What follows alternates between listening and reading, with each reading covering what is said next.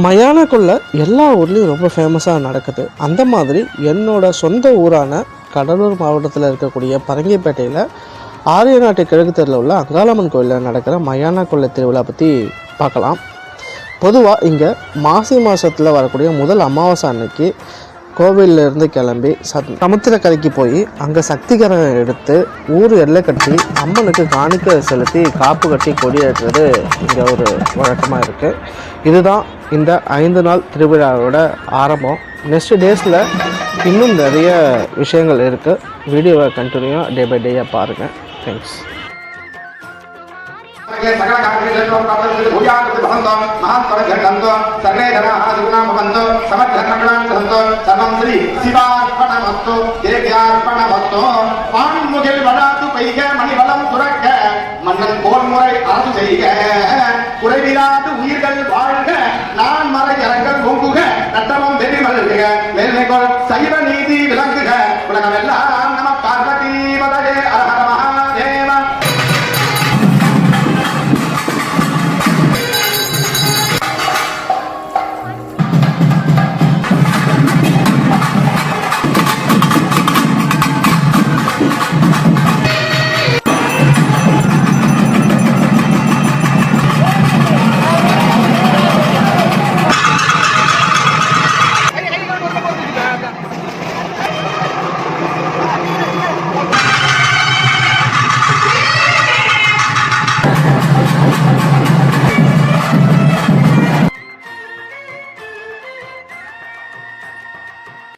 இது மயானக்குள்ள திருவிழாவோட டே 2ல பார்ட் 1. இன்னைக்கு முக்கிய நிகழ்வாக அம்பாள் கையில் கபாலம் ஏந்தி குறவு வேடம் பூண்டு குறி சொல்லி மடிப்பிச்சை எடுக்கும் நிகழ்வு தான். அம்பாள் ஏன் கபாலம் ஏந்தி குறவு வேடம் போடுறாங்க அப்படின்றது உங்களுக்கு தெரியுமா? இது சாதாரண வேஷம் இல்லை.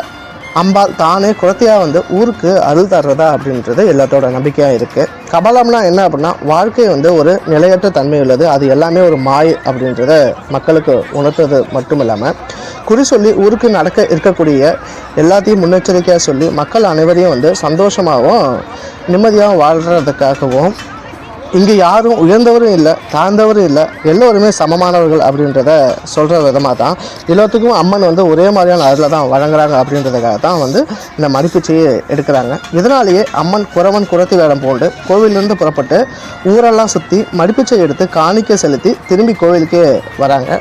இது பக்தி மட்டும் இல்லை, வாழ்க்கையில் எல்லோருக்கும் வந்து பணிவும் அன்பு உண்மையாக இருக்கக்கூடியதும் ஒற்றுமையும் சொல்லக்கூடிய ஒரு மிகப்பெரிய ஒரு இம்பார்ட்டண்டான ஒரு மரபு தான் இது.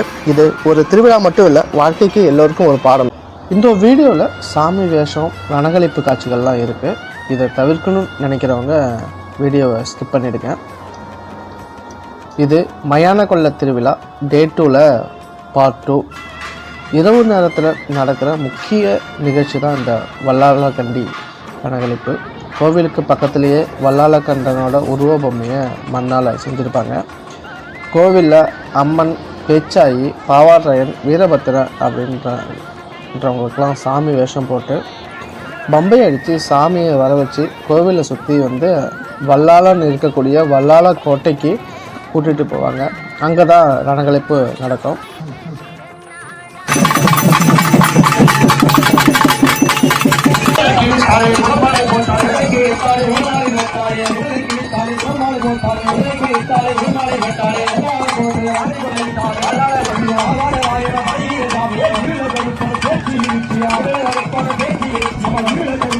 இது தீமை மீது நன்மையின் வெற்றியை குறிக்கும் மரபு.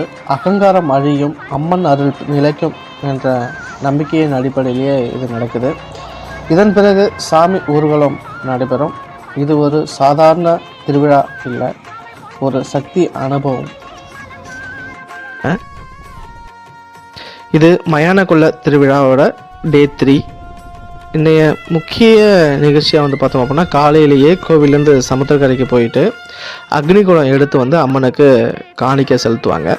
அதன் பிறகு அன்னைக்கு சாயங்காலமே வந்து பார்த்தோம் அப்படின்னா சாமிகளுக்கெல்லாம் வேஷம் போட்டு கோவிலேருந்து அழைச்சிட்டு போய் சுடுகாட்டுக்கு போயிட்டு கொள்ளை விடுறது. அதான் இந்த திருவிழாவோட இதுவே, அதாவது மயான கொள்ளை அப்படின்றதுக்கான இதுவே அதான்.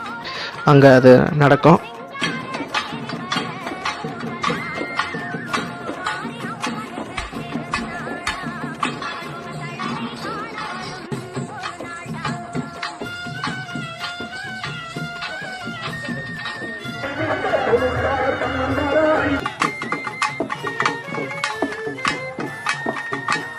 இங்கே மயான கொள்ளைக்கு சாமி போகிறதுக்கு முன்னாடியே வந்து ஊரில் இருக்கவங்க பெரியவங்கள் பெண்கள் குடும்பத்தில் இருக்கவங்க எல்லாமே போயிட்டு முன்னோர்கள் இறந்துருப்பாங்க அவங்களுக்கு எல்லாமே வந்து வழிபட்டு அவங்களுக்காக படைச்சிட்டு ரெடி பண்ணி வெயிட் பண்ணுவாங்க. அதன் பிறகு சாமி வந்த பிறகு அங்கே அந்த சாமியை வச்சு சாமி எல்லாமே ஆடி முடிச்சிட்ட பிறகு கொள்ளை விடுவாங்க. இந்த இது வந்து நடக்கும். அதன் பிறகு அன்னைக்கு நைட்டு வந்து சாமி வந்து ஊர்வலம் நடைபெறும். இது வந்து தீமை அகங்காரம் எல்லா தீய சக்திகளும் நம்ம விட்டு விலக்கும் அப்படின்றது நம்பிக்கை. மயானகுள்ள திருவிழாவோட 4ஆம் நாள் நிகழ்வு. திருவிழா இன்னையோட முடிவடையும் அப்படின்னு சொல்லிட்டு அடையாளத்துக்காக கோவில் ஏற்றின கொடியை இறக்கி அம்மனுக்கு மஞ்சள் நீரால் அபிஷேகம் செஞ்சு அந்த மஞ்சள் நீரை அங்கே உள்ள பக்தர்கள் தெளிக்கிறது ஒரு வழக்கமாக இருந்துக்கிட்டு இருக்கு. அதன் பிறகு அம்மனை அலங்கரித்து ஊர் முழுவதும் வீதிக்குள்ளே வருவாங்க.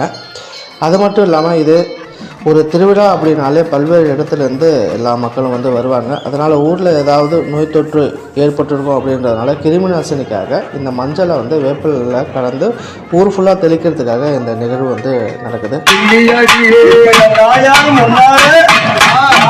கும்மி அடிக்கிறார்களோ அவ குடும்பத்துல பொண்ணா கொட்டல போது ஆசைக்கு தங்கை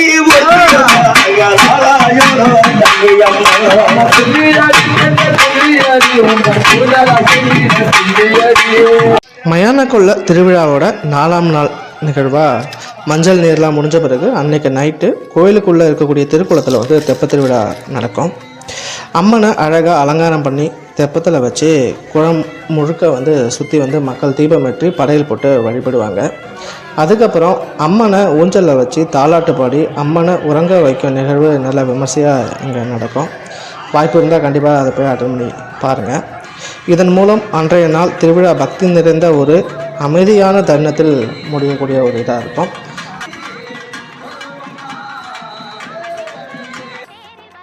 மயானக்குள்ள திருவிழாவோட 5th டே அதாவது கடைசி நாள் இன்றைக்கி மதியம் கஞ்சி வார்த்தல் நடக்கும்.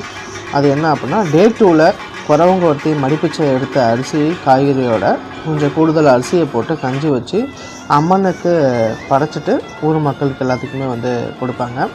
அடுத்தது அன்றைக்கி நைட்டே வந்து பாவராயனுக்கு கும்ப பூஜை நடக்கும்.